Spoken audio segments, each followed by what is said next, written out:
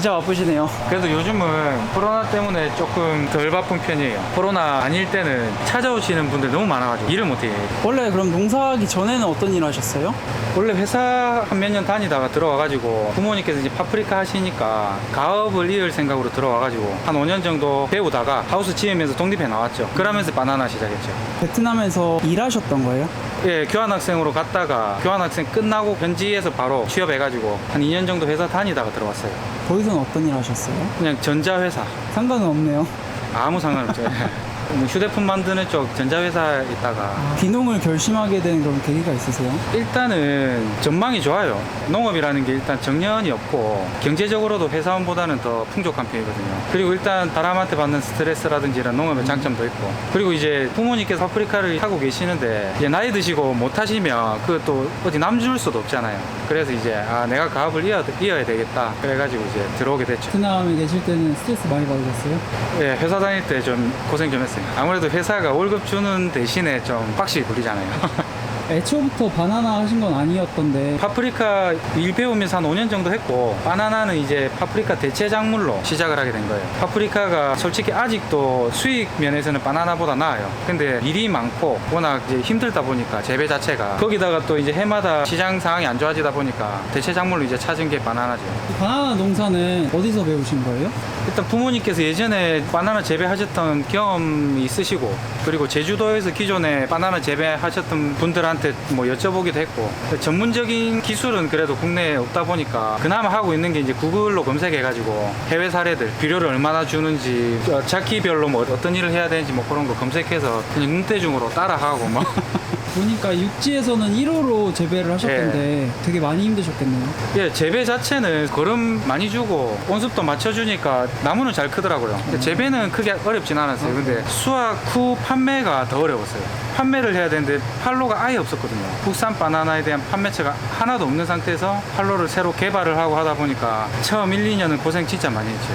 지금은 바나나 농사 지으신 지 몇 년 되신 거예요?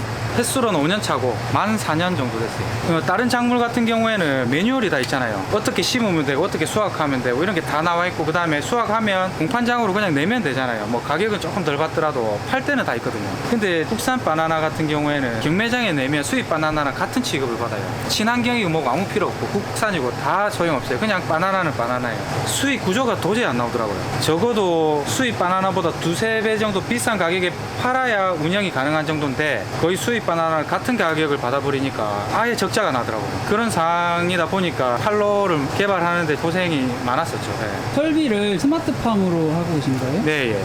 휴대폰으로 다 제어가 가능해요. 여기 보면은 농장 현황이 나오거든요. 외부 기상하고 구역별로 몇 도인지, 풍속, 뭐 비가 오는지, 외부 온도, 햇빛 강도, 습도 이런 게 싹 나와요. 이런 난방도 제어하는 게 들어가가지고 뭐 이런 식으로 끄면 돼요. 그지죠? 밤에는 이걸 난방용으로 쓰고 낮에는 열 없이 공기순환용으로만 쓰고. 예. 다 스마트팜 설비가 들어갔으면은 비용이 되게 만만치 않았을 것 같은데 초기 비용은 어느 정도 들어갔었어요? 눈에 보이는 이런 하드웨어들 있죠. 팬, 기둥, 뼈대, 이런 거는 스마트팜을 하든 안 하든 기본적으로 들어가는 거고, 스마트팜이라는 거는 두뇌예요. 두뇌. 컴퓨터하고 그거를 제어하는 판넬하고 거기다가 신호를 줄 센서류. 바나나 같은 경우에는 뭐 그렇게 고급형이 들어갈 필요가 없어가지고 그냥 뭐 한 중저가로 해가지고 한 5천만 원 정도 들어간 것 같아요. 그렇지 않은데. 스마트팜 좋지만요. 예. 근데 그 5천만 원치의 값어치를 해요. 세팅만 잘 해놓으면 세팅대로 알아서 자동 제어를 하니까. 하우스 짓는 데는 얼마나 들어가는지 혹시 알 수 있어요? 평당 25만 원 정도 들었어요. 그 정도. 바나나 같은 경우에는 실내에는 시설이 들어가는 게 별로 없잖아요. 땅에 심어 놓으니까. 그래서 조금 싸게 들어간 편이에요. 보통은 요 정도 시설하우스 하려면은 최소 30에서 35만 원 싸게 지어도 그렇게 해야 되는데, 저희는 한 25만 원 정도 들었으니까. 저희가 있는 요 비닐하우스는 몇 평이에요? 지금 두 개 동으로 나눠져 있고 총 7,000평이에요. 두 개 다 합쳐서요? 예, 두 개 다 합쳐서. 바나나가 실제로 보니까 진짜 네. 큰데 천장 높이가 몇 미터 정도 돼요? 바나나 나무가 한 5.5m에서 6m 사이까지 올라가거든요. 밤 되면 위에 보온 커튼이 닫히거든요. 난방용. 커튼까지의 높이를 봤을 때 6m 정도 돼요. 근데 지금 엄청 더운 것 같은데 네. 또 여기 몇 도 정도 되나요?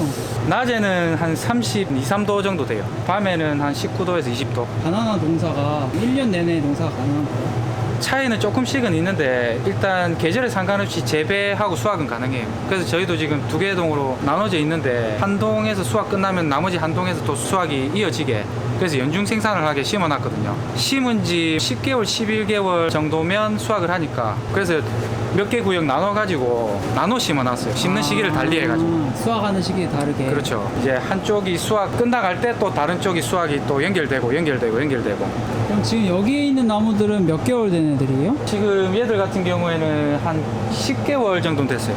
이거는 지금 꽃이에요? 예, 이게 바나나 꽃이고 제일 처음에 보시면 이렇게 시작을 해요.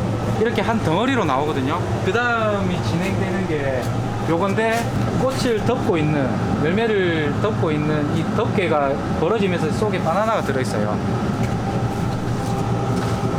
이게 하나씩 점점 벌어지면서 계속 내려오면서 바나나가 열리거든요. 그러면서 이제 진행되는 게 요렇게 보시면 위에 덮개는 떨어졌죠. 요것도 곧 떨어질 거고 이런 식으로 꽃잎 덮개는 떨어지고 바나나와 바나나 꽃은 남고 쭉 계속 이렇게 내려오는 거예요. 그러다 보면 이런 식으로 더 진행되면 이렇게 되는 거죠. 그 다음이 여기 있네. 근데 이거 어디 가서 보기 힘들어요. 왜냐면 바나나 과정이 재배하는 것 다르네. 아니면 이렇게 단계별로 다 못 보잖아요. 보시면 꽃잎 덮개 떨어지고 바나나 남고 그러면 바나나 열려 있잖아요. 바나나를 달 만큼 달고 이렇게 안 달아요. 떨어뜨려요. 그러면 이만큼 이제 바나나 수확이 가능한 거예요. 더 이상은 열매가 안 열리는 거잖아요. 그러면 영양분 뺏기지 말라고 이걸 불러줘요.